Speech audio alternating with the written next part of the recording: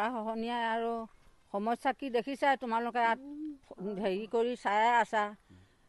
গৰা খহনীয়া হৈয়ে আছে, ল'ৰা ছোৱালী আমি পঢ়াবলৈ শুনাবলৈ নোৱাৰোঁ আৰু মানুহ থাকিবলৈও জেগা নাই। তেনেকৈ আমাক চৰকাৰে সুবিধাও দিয়া নাই।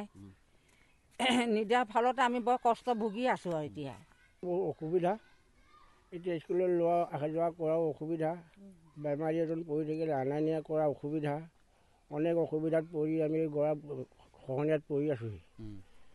ইয়াকে চাই চৰকাৰে কিবা এটা সুবিধা কৰি যদি গৰা খহনীয়াটো অকণমান প্ৰতিশ্ৰুতি দি অকণমান নিৰূপণ কৰি দিয়ে, এইটোৱে আমাৰ আশা।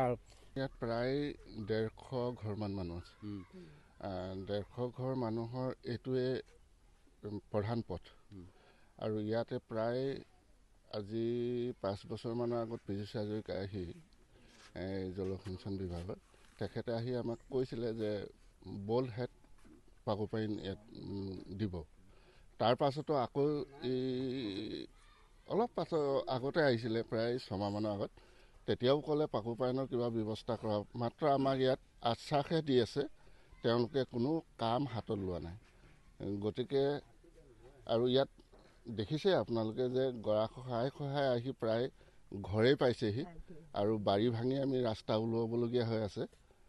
কোনো যাতায়াতৰ সুচল ব্যৱস্থা নাই, বেমাৰী আজাৰি নিয়াৰ কোনো ব্যৱস্থা নাই। ইয়াততো চাঙি কৰি নিয়া হয় আৰু ল'ৰা ছোৱালী প্ৰায় আমাৰ ইয়াত 150জনমান আছে স্কুলীয়া।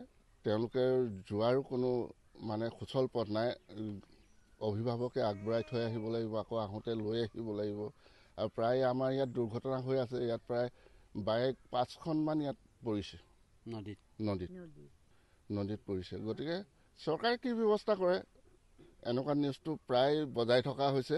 অনাগত বিধানসভা নিৰ্বাচন আহি আছে। বিধানসভা নিৰ্বাচন আহি আছে, তাৰ প্ৰতিকাৰ হিচাপে আমি ৰাইজে সিদ্ধান্ত ল'ব আৰু সিদ্ধান্ত মৰ্মে সিদ্ধান্ত লোৱাৰ কথা আমি আলোচনা হৈ আছে। যদিহে কাম হাতত নলয় তেতিয়াহ'লে ইয়াততো নিৰ্বাচন বৰ্জন কৰিম।